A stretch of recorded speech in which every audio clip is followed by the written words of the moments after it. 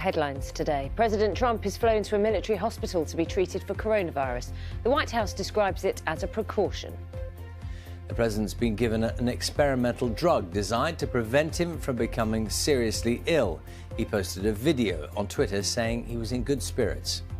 I think I'm doing very well, but we're going to make sure that things work out. The First Lady is doing very well. So thank you very much. I appreciate it. I will never forget it.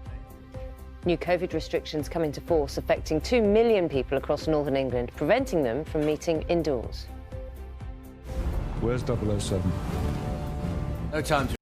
Some breaking news in the last couple of minutes or so. We've been hearing that President Trump is now on his way to the Walter Reed Hospital, military hospital, after his diagnosis for coronavirus. Let's go live to our correspondent, or rather our North America editor, John Sopel, who's there. Just explain why this is happening, John.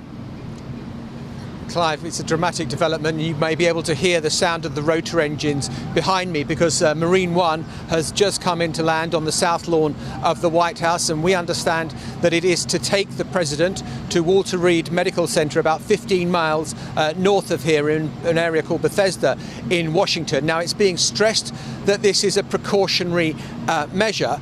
And I'm sort of struck by the similarities by what we heard a few months ago when Boris Johnson was admitted to hospital and people were saying it was a precautionary measure.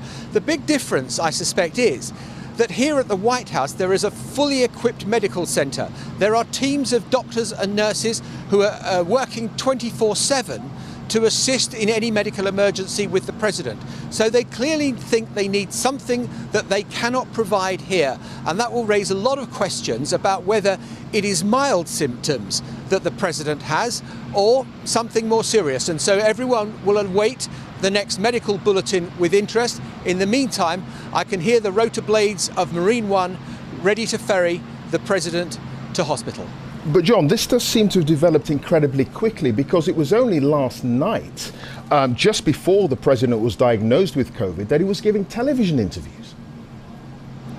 Yeah, and so it seems to follow a more serious trajectory than what you normally expect, which is that symptoms develop, they gradually worsen over a period of days. But the White House is stressing, officials have confirmed this is what is going to happen, but they are stressing that this is as a precautionary measure. My question is, when you've got a fully equipped medical centre here, why do you need to go to Walter Reed? But maybe there is a very innocent explanation for that. At the moment, of course, the White House is trying to play this down, is not trying to get people too alarmed. I think it's interesting and telling that they waited for the markets to close before making this clear that this is what they were going to do. But as we speak, the president appears to be on his way to the very famous military hospital in the north of Washington. OK, John, thank you for that update. John Sopel there, our North America editor.